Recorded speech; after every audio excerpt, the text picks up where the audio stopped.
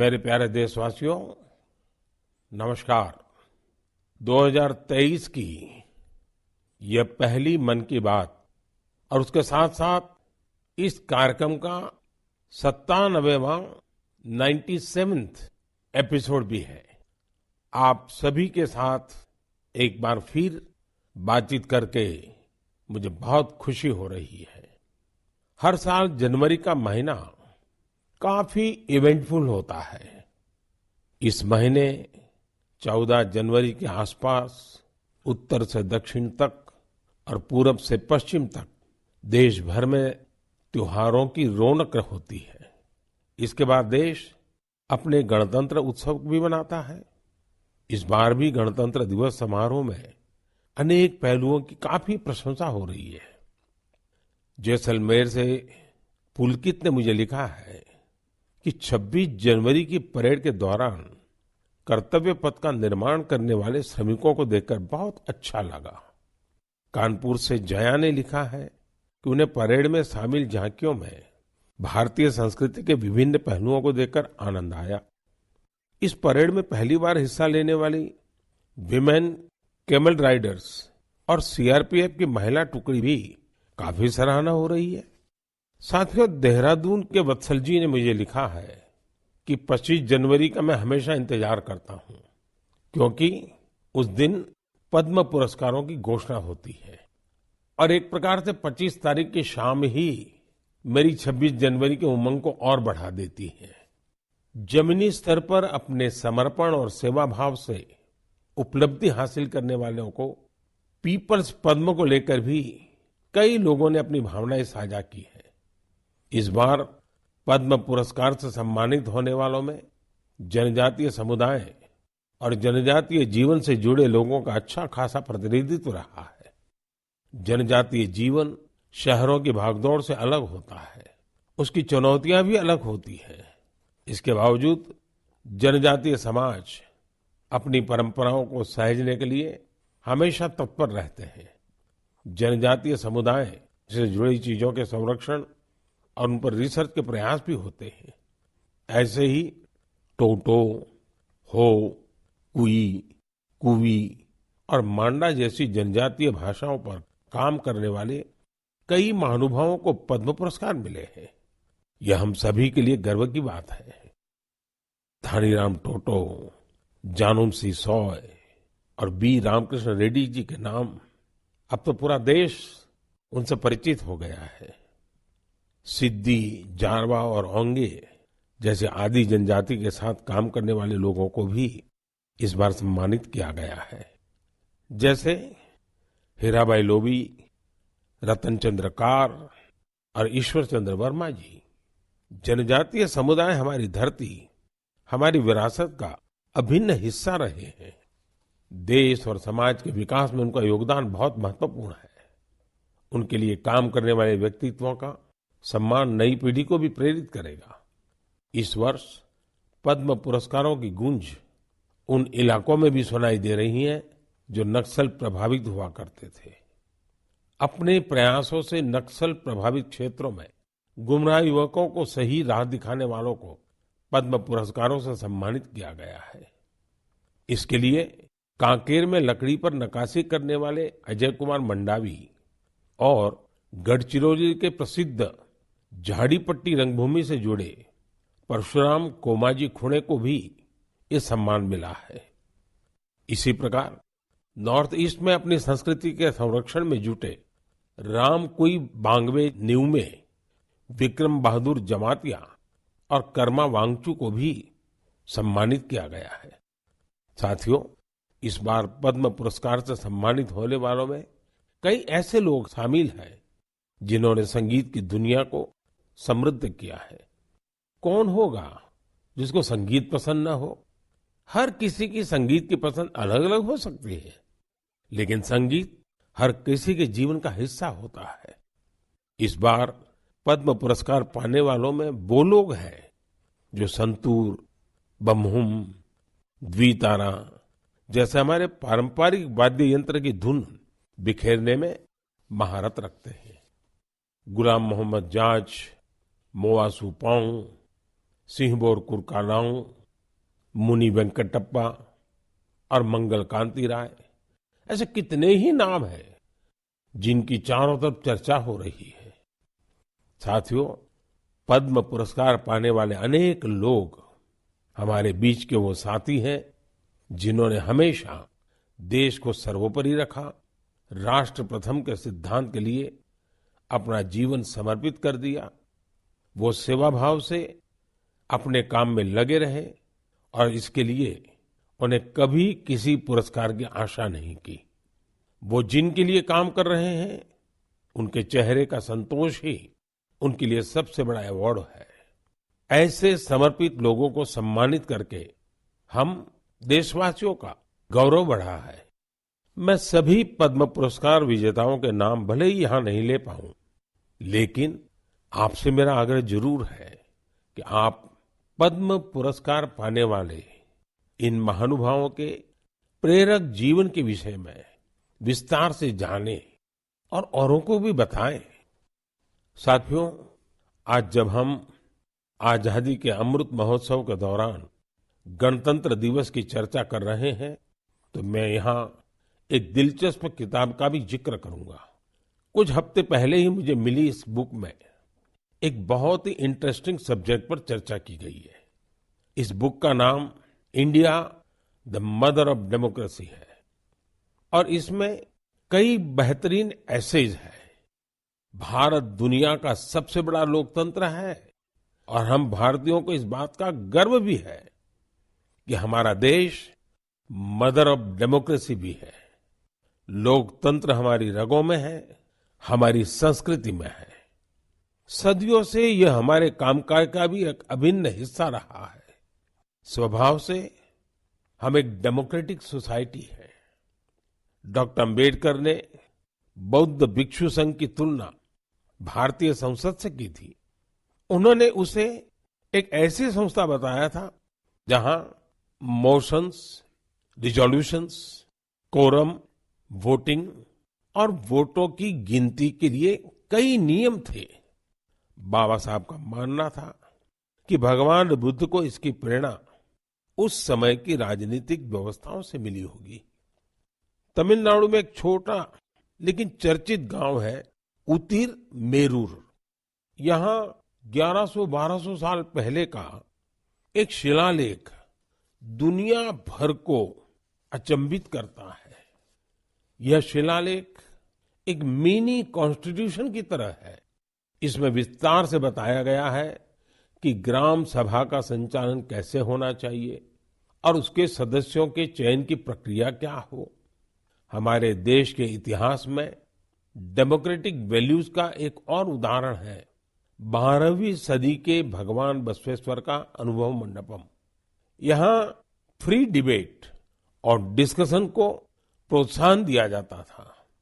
आपको ये जानकर हैरानी होगी कि यह माग्ना कार्टा से भी पहले की बात है। वारंगल के काकीय वंश के राजाओं की गणतांत्रिक परंपराएं भी बहुत प्रसिद्ध थी। भक्ति आंदोलन ने पश्चिमी भारत में लोकतंत्र की संस्कृति को आगे बढ़ाया। बुक में सिख पंथ की लोकतांत्रिक भावना पर भी एक लेख को शामिल किया गया है, जो गुरु नानक देव जी के सर्वसम्मति से लिए गए निर्णयों पर प्रकाश डालता है। मध्य भारत की उरांव और मुंडा जनजातियों में कम्युनिटी ड्रिवन और कॉन्सेंसस ड्रिवन डिसीजन पर भी इस किताब में अच्छी जानकारी है। आप इस किताब को पढ़ने के बाद महसूस करेंगे कि कैसे देश के हर हिस्से में सदियों से लोकतंत्र की भावना प्रवाहित होती रही है। मदर ऑफ डेमोक्रेसी के रूप में हमें निरंतर इस विषय का गहन चिंतन भी करना चाहिए, चर्चा भी करना चाहिए और दुनिया को अवगत भी कराना चाहिए। इससे देश में लोकतंत्र की भावना और प्रगाढ़ होगी। मेरे प्यारे देशवासियों, अगर मैं आपसे पूछूं कि योग दिवस और हमारे विभिन्न तरह के मोटे अनाजों मिलेट्स में क्या कॉमन है, तो आप सोचेंगे ये भी क्या तुलना हुई। अगर मैं आपसे कहूं कि दोनों में काफी कुछ कॉमन है, तो आप हैरान हो जाएंगे। दरअसल संयुक्त राष्ट्र ने इंटरनेशनल योगा डे और इंटरनेशनल ईयर ऑफ मिलेट्स दोनों का ही निर्णय भारत के प्रस्ताव के बाद लिया है। दूसरी बात ये कि योग भी स्वास्थ्य से जुड़ा है और मिलेट्स भी सेहत में महत्वपूर्ण भूमिका निभाता है। तीसरी बात और महत्वपूर्ण है, दोनों ही अभियानों में जन भागीदारी की वजह से क्रांति आ रही है। जिस तरह लोगों ने व्यापक स्तर पर सक्रिय भागीदारी करके योग और फिटनेस को अपने जीवन का हिस्सा बनाया है, उसी तरह मिलेट्स को भी लोग बड़े पैमाने पर अपना रहे हैं। लोग अब मिलेट्स को अपने खानपान का हिस्सा बना रहे हैं। इस बदलाव का बहुत बड़ा प्रभाव भी दिख रहा है। इससे एक तरफ वो छोटे किसान बहुत उत्साहित हैं जो पारंपरिक रूप से मिलेट्स का उत्पादन करते थे। वो इस बात से बहुत खुश हैं कि दुनिया अब मिलेट्स का महत्व समझने लगी है। दूसरी तरफ एफपीओ और एंटरप्रेन्योर्स ने मिलेट्स को बाजार तक पहुंचाने और उसे लोगों तक उपलब्ध कराने के प्रयास शुरू कर दिए हैं।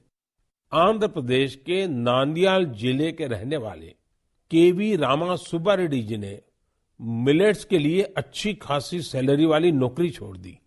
माँ के हाथों से बने मिलेट्स के पकवानों का स्वाद कुछ ऐसा रचा बसा था कि इन्होंने अपने गांव में बाजरे की प्रोसेसिंग यूनिट ही शुरू कर दी। सुब्बा रेड्डी जी लोगों को बाजरे के फायदे भी बताते हैं और उसे आसानी से उपलब्ध भी कराते हैं। महाराष्ट्र में अलीबाग के पास केनाड गांव की रहने वाली शर्मिला ओसवाल जी पिछले 20 साल से मिलेट्स की पैदावार में यूनिक तरीके से योगदान दे रही है। वो किसानों को स्मार्ट एग्रीकल्चर की ट्रेनिंग दे रही है। उनके प्रयासों से न सिर्फ मिलेट्स की उपज बढ़ी है, बल्कि किसानों की आय में भी वृद्धि हुई है। अगर आपको छत्तीसगढ़ के रायगढ़ जाने का मौका मिले तो यहाँ के मिलेट्स कैफे जरूर जाइएगा। कुछ ही महीने पहले शुरू हुए इस मिलेट्स कैफे में चीला, डोसा, मोमोज, पिज्जा और मंचूरियन जैसे आइटम खूब पॉपुलर हो रहे हैं। मैं आपसे एक और बात पूछूं? आपने एंटरप्रेन्योर शब्द सुना होगा, लेकिन क्या आपने मिलेटप्रेन्योर सुना है क्या? ओडिशा की मिलेटप्रेन्योर्स आजकल खूब सुर्खियों में है। आदिवासी जिले सुंदरगढ़ की करीब 1,500 महिलाओं का self help group Odisha millets mission से जुड़ा हुआ है। यहाँ महिलाएं मिलेट से कुकीज, रसगुल्ला, गुलाब जामुन और केक तक बना रही है। बाजार में इनकी खूब डिमांड होने से महिलाओं की आमदनी भी बढ़ रही है। कर्नाटका के कलबुर्गी में Aland Bhutai millets farmers producer company ने पिछले साल Indian institute of millets research की देखरेख में काम शुरू किया। यहाँ के खाकरा, बिस्कुट और लड्डू लोगों को भा रहे हैं। कर्नाटका के ही बीदर जिले में हुलसूर मिलेट प्रोड्यूसर कंपनी से जुड़ी महिलाएं मिलेट्स की खेती के साथ ही उसका आटा भी तैयार कर रही है। इससे इसकी कमाई भी काफी बढ़ रही है। प्राकृतिक खेती से जुड़े छत्तीसगढ़ के संदीप शर्मा जी के एफपीओ से आज 12 राज्यों के किसान जुड़े हैं। बिलासपुर का यह एफपीओ 8 प्रकार के मिलेट्स का आटा और उसके व्यंजन बना रहा है। साथियों, आज हिंदुस्तान के कोने कोने में G20 की समिट्स लगातार चल रही है और मुझे खुशी है कि देश के हर कोने में जहां भी G20 की समिट हो रही है, मिलेट से बने पौष्टिक और स्वादिष्ट व्यंजन उसमें शामिल होते हैं। यहाँ बाजार से बनी खिचड़ी, पोहा, खीर और रोटी के साथ ही रागी से बने पायसम, पूड़ी और डोसा जैसे व्यंजन भी परोसे जाते हैं। G20 के सभी वेन्यूज पर मिलेट एग्जीबिशन में मिलेट से बनी हेल्थ ड्रिंक, सीरियल्स और नूडल्स को शोकेस किया गया। दुनिया भर में इंडियन मिशंस भी इनकी लोकप्रियता बढ़ाने के लिए भरपूर प्रयास कर रहे हैं। आप कल्पना कर सकते हैं कि देश का ये प्रयास और दुनिया में बढ़ने वाली मिलेट्स की डिमांड हमारे छोटे किसानों को कितनी ताकत देने वाली है। मुझे देखकर भी अच्छा लगता है कि आज जितने तरह की नई नई चीजें मिलेट से बनने लगी हैं, वो युवा पीढ़ी को भी उतनी ही पसंद आ रही है। इंटरनेशनल ईयर ऑफ मिलेट्स की ऐसी शानदार शुरुआत के लिए और उसको लगातार आगे बढ़ाने के लिए मैं मन की बात के श्रोताओं को भी बधाई देता हूं। मेरे प्यारे देशवासियों, जब आपसे कोई टूरिस्ट हब गोवा की बात करता है तो आपके मन में क्या ख्याल आता है? स्वाभाविक है, गोवा का नाम आते ही सबसे पहले यहाँ की खूबसूरत कोस्टलाइन, बीचेस और पसंदीदा खान पान की बातें ध्यान में आने लगती है। लेकिन गोवा में इस महीने कुछ ऐसा हुआ जो बहुत सुर्खियों में है। आज मन की बात में मैं इसे आप सबके साथ साझा करना चाहता हूं। गोवा में हुआ ये इवेंट है पर्पल फेस्ट। इस फेस्ट को 6 से 8 जनवरी तक पणजी में आयोजित किया गया। दिव्यांग जनों के कल्याण को लेकर यह अपने आप में एक अनूठा प्रयास था। पर्पल फेस्ट कितना बड़ा मौका था, इसका अंदाजा आप सभी इस बात से लगा सकते हैं कि 50,000 से भी ज्यादा हमारे भाई बहन इसमें शामिल हुए। यहाँ आए लोग इस बात को लेकर रोमांचित थे कि वो अब मिरामार बीच घूमने का भरपूर आनंद उठा सकते हैं। दरअसल मिरामार बीच हमारे दिव्यांग भाई बहनों के लिए गोवा के एक्सेसिबल बीचेस में से एक बन गया है। यहाँ पर cricket tournament, table tennis tournament, marathon competition के साथ ही एक डीप ब्लाइंड कन्वेंशन भी आयोजित किया गया। यहाँ यूनिक बर्ड वॉचिंग प्रोग्राम के अलावा एक फिल्म भी दिखाई गई। इसके लिए विशेष इंतजाम किए गए थे ताकि हमारे सभी दिव्यांग भाई बहन और बच्चे इसका पूरा आनंद ले सके। पर्पल फेस्ट की एक खास बात, इसमें देश के प्राइवेट सेक्टर की भागीदारी भी रही। उनकी ओर से ऐसे प्रोडक्ट्स को शोकेस किया गया जो दिव्यांग फ्रेंडली है। इस फेस्ट में दिव्यांग कल्याण के प्रति जागरूकता बढ़ाने के अनेक प्रयास देखे गए। पर्पल फेस्ट को सफल बनाने के लिए मैं इसमें हिस्सा लेने वाले सभी लोगों को बधाई देता हूं। इसके साथ ही उन वॉलंटियर्स का भी अभिनंदन करता हूं जिन्होंने इसे ऑर्गेनाइज करने के लिए रात दिन एक कर दिए। मुझे पूरा विश्वास है कि एक्सेसिबल इंडिया के हमारे विजन को साकार करने में इस प्रकार के अभियान बहुत ही कारगर साबित होंगे। मेरे प्यारे देशवासियों, अब मन की बात में मैं एक ऐसे विषय पर बात करूंगा जिसमें आपको आनंद भी आएगा, गर्व भी होगा और मन कह उठेगा, वाह भाई वाह, दिल खुश हो गया। देश के सबसे पुराने साइंस इंस्टीट्यूशंस में से एक बेंगलुरु का इंडियन इंस्टीट्यूट ऑफ साइंस यानी IISc एक शानदार मिसाल पेश कर रहा है। मन की बात में मैं पहले इसकी चर्चा कर चुका हूं कि कैसे इस संस्थान की स्थापना के पीछे भारत की 2 महान विभूतियां जमशेदजी टाटा और स्वामी विवेकानंद की प्रेरणा रही है। तो आपको और मुझे आनंद और गर्व दिलाने वाली बात यह है कि साल 2022 में इस संस्थान के नाम कुल 145 पेटेंट्स रहे हैं।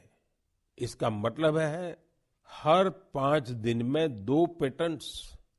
ये रिकॉर्ड अपने आप में अद्भुत है। इस सफलता के लिए मैं IISc की टीम को भी बधाई देना चाहता हूं। साथियों, आज पेटेंट फाइलिंग में भारत की रैंकिंग 7वीं और ट्रेडमार्क्स में 5वीं है। सिर्फ पेटेंट्स की बात करें तो पिछले 5 वर्षों में इसमें करीब 50% की वृद्धि हुई है। ग्लोबल इनोवेशन इंडेक्स में भी भारत की रैंकिंग में जबरदस्त सुधार हुआ है और अब वो 40वें पर आ पहुंची है, जबकि 2015 में भारत ग्लोबल इनोवेशन इंडेक्स में 80 नंबर के भी पीछे था। एक और दिलचस्प बात मैं आपको बताना चाहता हूं।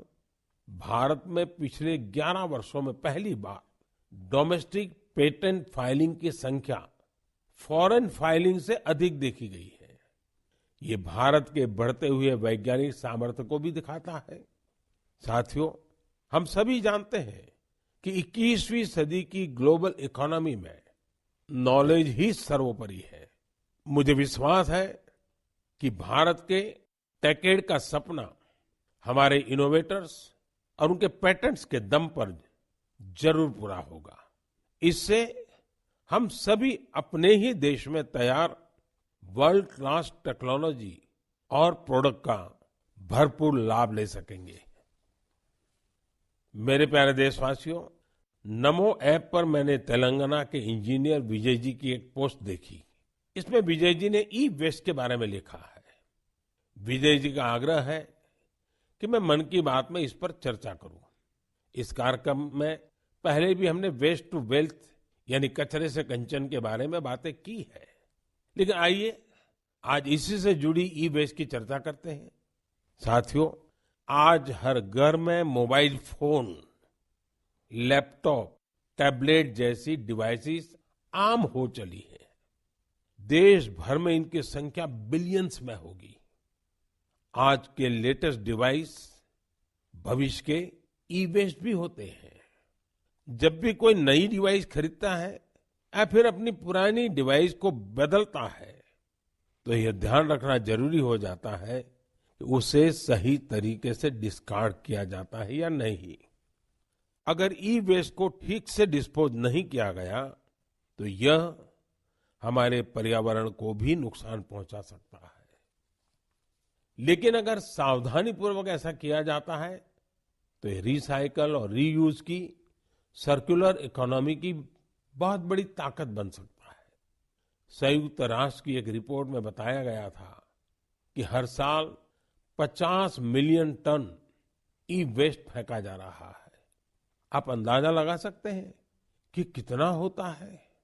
मानव इतिहास में जितने कमर्शियल प्लेन बने हैं, उन सभी का वजन मिला दिया जाए तो भी जितना ई वेस्ट निकल रहा है उसके बराबर नहीं होगा। ये ऐसा है जैसे हर सेकंड 800 लैपटॉप फेंक दिए जा रहे हो। आप जानकर चौंक जाएंगे कि अलग अलग प्रोसेस के जरिए इस ई वेस्ट से करीब 17 प्रकार के प्रेशियस मेटल्स निकाले जा सकते हैं। इसमें गोल्ड, सिल्वर, कॉपर और निकल शामिल है।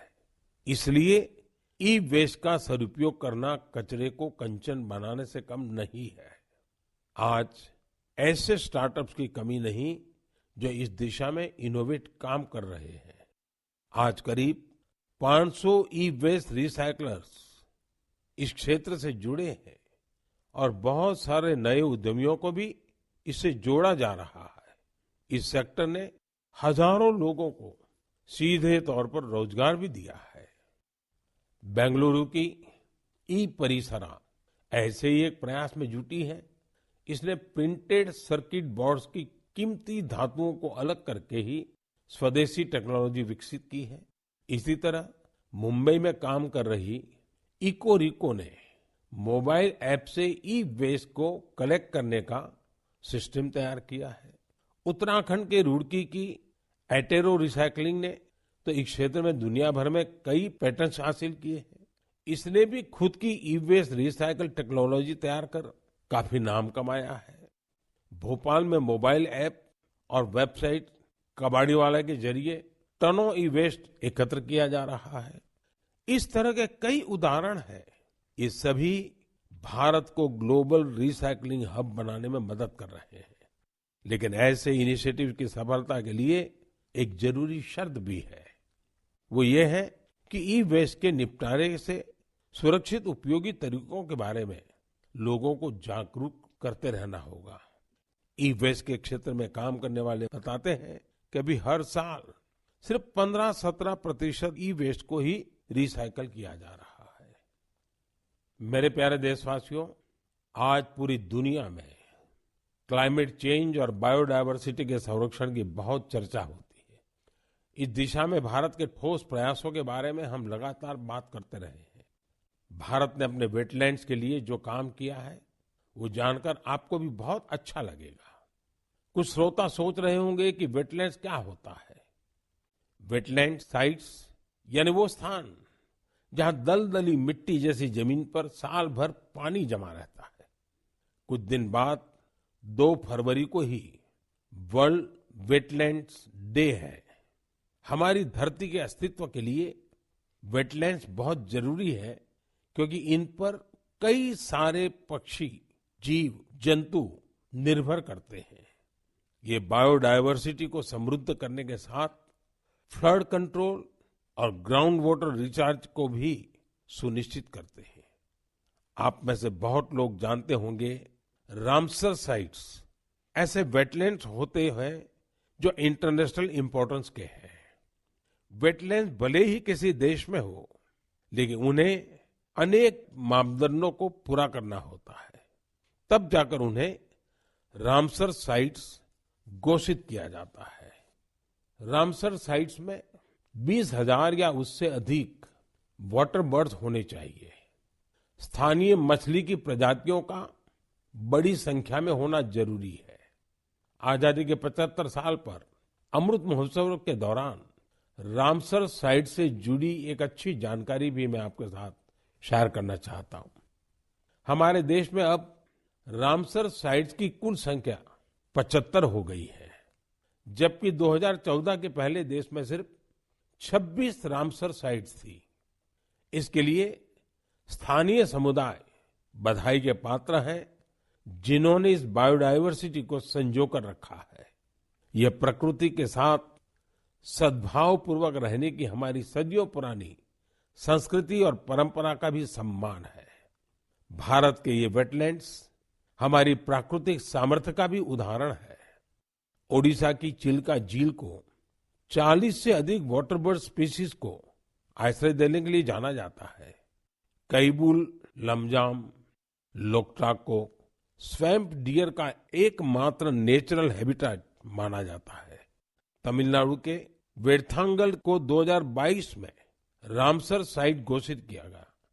यहाँ की बर्ड पॉपुलेशन को संरक्षित करने का पूरा श्रेय आसपास के किसानों को जाता है।